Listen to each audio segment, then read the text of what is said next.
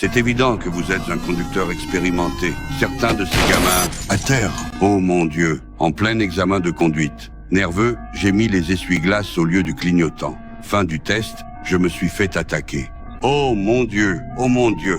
Restez à terre. J'ai pris le volant pour rattraper. Alors, les règles et techniques de conduite n'avaient plus d'importance. Il a brusquement tourné dans une rue latérale pour me semer. Il a soupiré, pensant que c'était fini. C'est alors que je l'ai percuté sur le côté. Le choc a été violent, mais pas assez pour l'arrêter. Il a continué à fuir. Je l'ai suivi. Au feu rouge, il a tourné brusquement et s'est faufilé devant un camion. Ça a finalement réussi à me semer. Mais je me suis souvenu de sa plaque d'immatriculation. Après sa fuite, il a conduit jusqu'à une zone isolée. Il voulait brûler la voiture et effacer toute trace. Avant de s'éloigner, il a bien refermé la porte. Plus tard, je suis allé voir l'examinateur à l'hôpital. Il était trop effrayé pour dire un mot. Il savait déjà quel genre de personne j'étais. Je n'ai rien expliqué. Je lui ai simplement tendu 10 000 $. Qu'est-ce que c'est? On dirait bien 10 000 $ à mon avis. 10 000 $? C'était une Chevrolet Caprice bleue. Voici les 4 premiers chiffres de la plaque. Je veux que tu appelles tes potes au service des immatriculations et que tu vois ce qu'ils trouvent.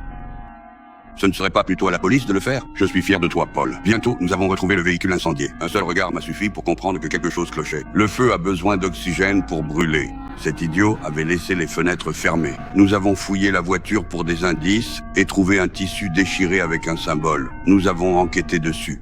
Cela venait d'un ranch appelé Finario. C'est là que le tueur à gages s'était caché. Je suis allé au ranch. La responsable est sortie pour me faire patienter. Il était clair qu'elle ne voulait pas aider. Je n'avais pas le choix.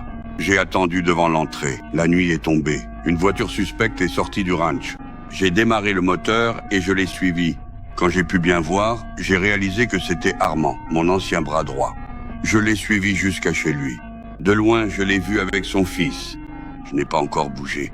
Le lendemain matin, il ouvrit son coffre. C'est alors que je suis apparu derrière lui et j'ai commencé à poser des questions. Il s'avère que c'était lui le tueur à gages. Mais tout cela n'était qu'un malentendu. Tico Tavares. Quoi? Tico Tavares. Et lui? En prison, on vous piège. J'ai essayé de t'avertir, mais je n'ai pas réussi à te joindre. Tu as dit qu'ils avaient essayé de me piéger. C'est qui, ils? Après avoir pris la chute pour le patron et être allé en prison, le patron a envoyé quelqu'un à l'intérieur pour me tuer.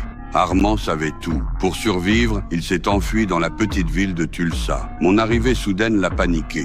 Cette panique a mené à toute cette attaque par erreur. Une fois que nous avons éclairci les choses, Armand est revenu de mon côté comme un allié de confiance, mais les ennuis n'étaient pas terminés.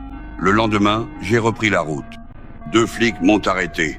Je suis sorti de la voiture et je suis allé directement vers eux. J'ai la main serrée autour d'un putain de 357. Un magnum avec des balles à tête creuse de 158 grains dans un barillet où tu pourrais passer ton putain de poing. Tu veux revoir tes proches ce soir? Je veux que tu réfléchisses à 2 fois à cette idée stupide et mal conçue que ce biker débile t'a mise en tête.